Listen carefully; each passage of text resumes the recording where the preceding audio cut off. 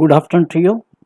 We will now continue with CCSE rules 1965 for section officers, private secretaries, and other non-participating agencies like AFHQ, External Affairs, Railways, and IB, etc.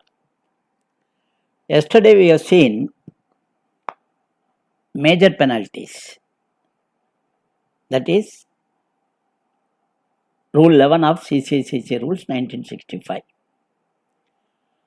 Total penalties we have seen already: censure, withholding of promotion, recovery from pay, reduction to a lower stage for one stage for 3 years, and withholding of increments.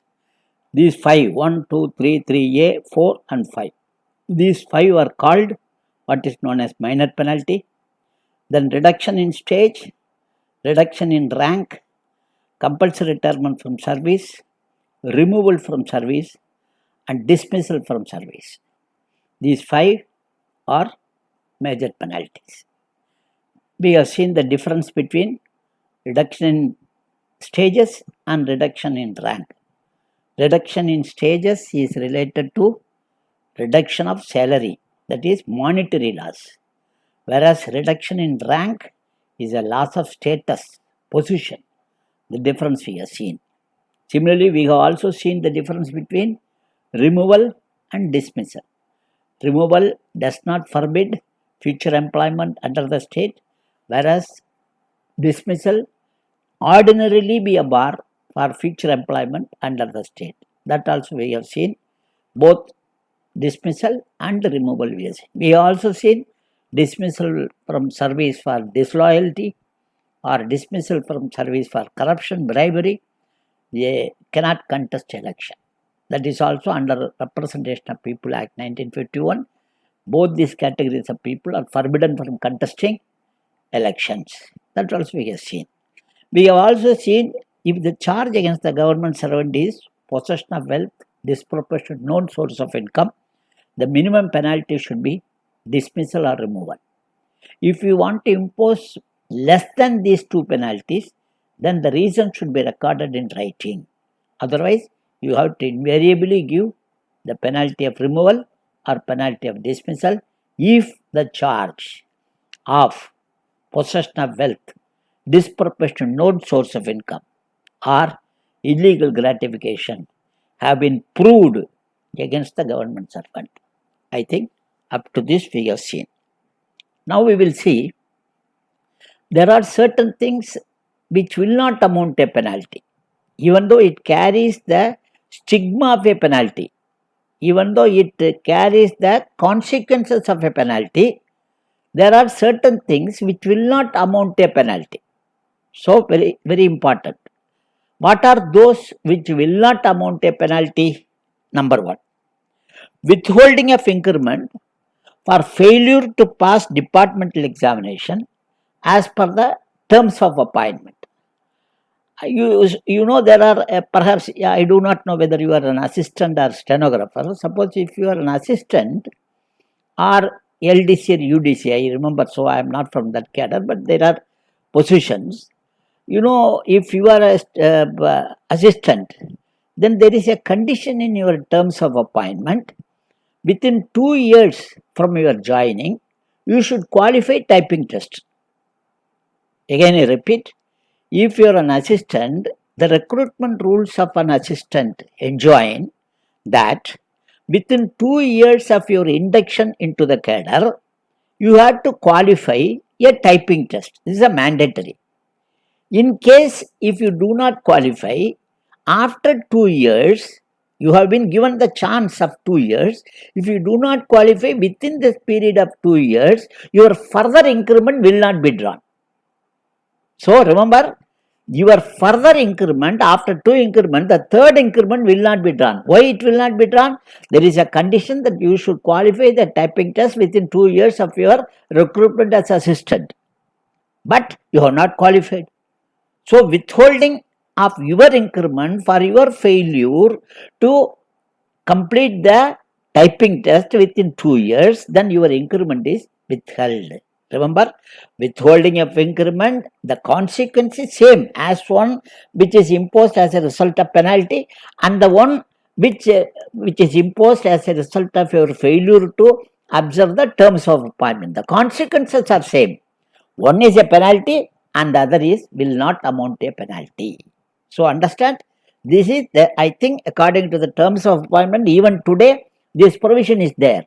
If you fail to undergo the typing test and qualify the typing test after 2 years or 3 years, I am not sure, but you will not be allowed to draw your increment.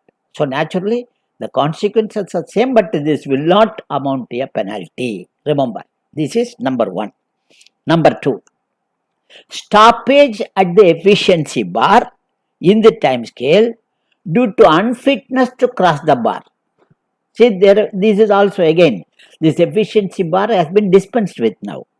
Previously, but the rule still you will find this. Previously, there was a provision after 4 or 5 increment, there is a stage called EB. If you see the old time scale, you will find after certain stages, there will be a indication as EB. EB means efficiency bar. That is, there will be a test or there will be evaluation of your performance report, annual confidential report, and a committee will sit. Then they will allow you to cross the bar. That is the review of your performance. That was there earlier, now it is dispensed with. So, withholding of your increment as a result of stoppage at efficiency bar, that at the efficiency bar you are stopped.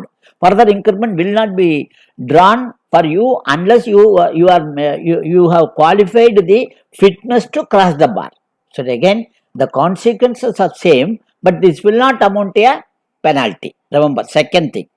Third is non-promotion of an official, whether in officiating capacity or substantive capacity, after consideration of his case for promotion to a post where he is eligible for consideration. Very simple. The sentence is long. If you understand, you will be able to appreciate immediately. Suppose Mr. A, he is working as a assistant. He has qualified, he has completed 5-year service, and he is being considered for SO, ad hoc SO or regular SO, whatever it is, and he has not been selected. For after considering, he has not been selected. This is not a penalty.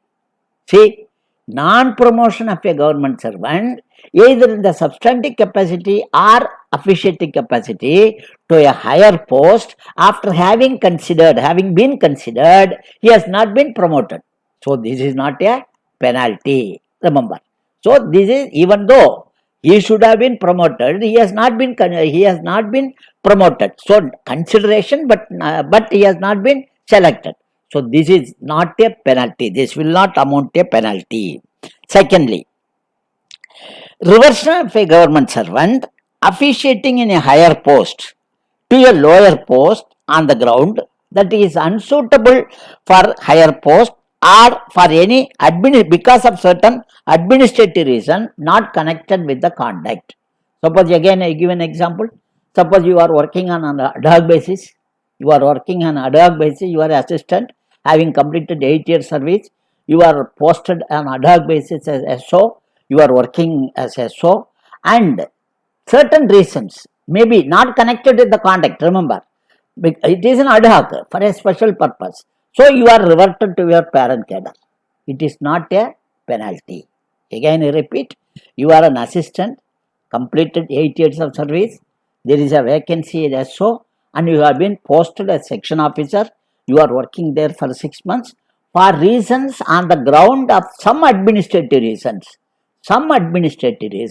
you are reverted to your parent post on the ground of administrative reasons unconnected with the conduct. If it is connected with the conduct, then you can be reverted only as a result of penalty, as a result of disciplinary proceeding.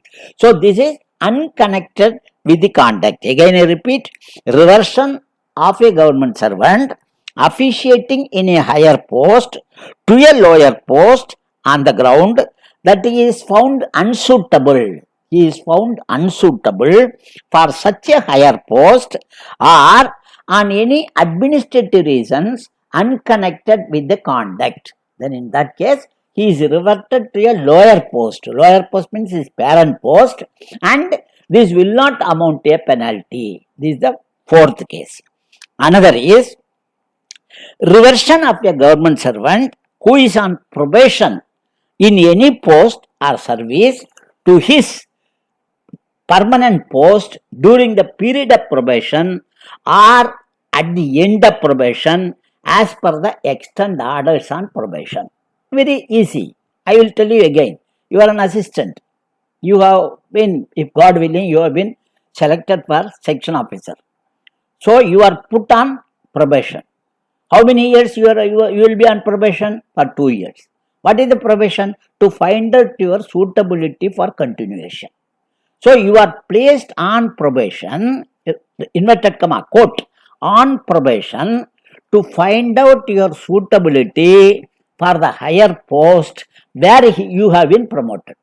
Again I repeat, you are a section officer, completed 5-year service, you wrote examination, you qualified as so in the departmental examination, you have been selected, you have been posted, you are joined, and after joining, you are placed on probation, quote, on probation for 2 years. At the end of probation, some reason, some maybe unconnected, again, this is also unconnected with the context, some reason, you are reverted to your parent post. Remember, at the end of probation, during the period of probation, your service was not satisfactory, but it was not connected with the conduct. Your service was not satisfactory, so you are reverted to your parent post from where you have been promoted. Remember, even though it amounts to reduction in rank, but it will not amount to a penalty. It will not amount to a penalty. This is on probation. Now, next is replacement of services of a government servant whose services have been borrowed from state government or any other authority under the state government at the disposal of lending authority. See, supposing Mr. A, he is working in the state government, he has applied for some post in central government, and in the, so now remember, the state government is the lending authority, central government is the borrowing authority. You have borrowed the services of Mr. A, who is permanently belonging to the state government, now on deputation to the central government. In the middle of the deputation period, if the borrowing authority wants to replace the services of the services back to the lending authority, he can do so. He can do so. Such a replacement of services at the disposal of the lending authority will not amount to a penalty. Will not amount to a penalty. This applies to from one department to another department. Supposing from communication department you are going on deputation to agriculture department, it is a deputation. So the lending authority is agriculture department and borrowing authority is communication department. Either way. So the lending authority feels that you are not suitable for this post, you are got a very poor health, you are not inquisitive, you are not able to cope up with the work during COVID-19. So you go back. So you are being sent out to the, you are not sent out of the service, you are sent back to the parent cadre. So this will not amount a penalty. So this is number 5 or 6. Next is compulsory retirement from service. Compulsory retirement from service as per the provisions of governing superannuation and retirement. Kindly think over. This compulsory retirement. Don't confuse with the compulsory retirement which is imposed as a result of penalty under Rule 11. No. This compulsory retirement is under Rule 48 and 48A or FR 56J of pension rules. Rule 48 of pension rules. On completion of 30 years or on completion of 55 years of age or 50 years of age for group A and B, 55 years of age for group C and D, they can be prematurely retired. That is weeding out process, which is very popular nowadays in all the offices. Thus, that compulsory retirement will not amount to a penalty. It is called in parlance, in our parlance, it is called premature retirement. So don't confuse with the compulsory retirement which is imposed as a result of penalty. This is not as a result of penalty. As a result of penalty means you have to be imposed, you have to be served a Rule 14 charge sheet and an inquiry should be conducted. Then only you are the person can be compulsory retired. Whereas in this case, it is a premature retirement under Rule 48 and Rule 48A of CCS Pension Rules 1972. This is a premature retirement, weeding out process. A committee sits and your CRs are evaluated at the age of 50 for Group A and B, 55 for Group C and D, and 30 years qualifying service for all categories. So in these cases, the person is prematurely retired. That is called premature retirement. It will not amount to a penalty. So this is 6 or 7. Then comes termination of services of an official appointed on probation during or the end of the period of probation as per the terms of appointment. Kindly think over, kindly appreciate. I told you earlier also the same. So there will be a slight confusion. See, this is regarding probationers. What I told you earlier is on probation. Both are on probation. Here this fellow is a probationer. That fellow is a promotee. That person whom I mentioned in the earlier case was an assistant, got through in departmental examination, passed and posted as SO, and he is put on trial to find out his suitability for continuation. That is called on probation. Here, the probationer, suppose let us say your son or you qualify civil service, you are put at Lal Bahadur Shastri Academy in what is called Mussoorie, you are working as you are appointed during the period of your probation. Understand? During the period of your probation in Lal Bahadur Shastri Academy, or when you are working as ADM, during the period of these 2 years, if you are reverted, suppose you misbehave with the director Mussoorie, then in that case you are reverted. Your reversion, where will you go? You will go to the market because you are an outsider. You are a person who qualified post-graduation, graduation, wrote civil service and qualified in civil service. Your name has been recommended by UPSC and the DOP has issued the order, joined the Mussoorie Academy, and during the period of your probation, you are reverted. You say the director says you are not fit, you do not know the elementary courtesy of behavior, you go back. So in that case, remember, where will you go? You go in the market, you do not have any permanent post. So suppose you continue, your probation is declared successful, you will be confirmed retrospectively from the date of appointment you are confirmed. So because you are an outsider. So here if your probation is terminated on the end of the probation, if they say you are not successfully completed the probation, you are reverted to the post. Where is your post? There is no post. So you will be reverted in the market. So that is called another termination of probation. This is what here this meant. Secondly, termination of service of temporary government servant under Rule 5 of CCS Temporary Rules 1965. What is that? So, the temporary government servants are appointed. The person who is appointed on temporary basis, it is a contract, terminable at each other's notice. The government can give you 1 month notice, your services can be terminated, or you can give 1 month notice and you can go goodbye to them and you can go back. So under this temporary rules, if a person's services are terminated, it will not amount to a penalty. This is number 9. Now, termination of services employed under an agreement as per the terms of agreement. There is an agreement. So you are seasonal staff. You are appointed only for, let us say now COVID-19, very notorious. So some doctors are employed. Some doctors are employed under agreement. So you will be employed for 6 months. After 6 months, the government is at its liberty to discharge them. So that will not amount to a penalty. It will not amount to. Now we are talking about those things which will not amount to a penalty. So this is not a penalty. So these are according to the contract. Then most important, which has been added newly added, that is any compensation given on the recommendation of the complaint committee which was established in the department for inquiry into the charges of sexual harassment under Rule 3 of CCS Conduct Rules 1964. This was added in November 2014.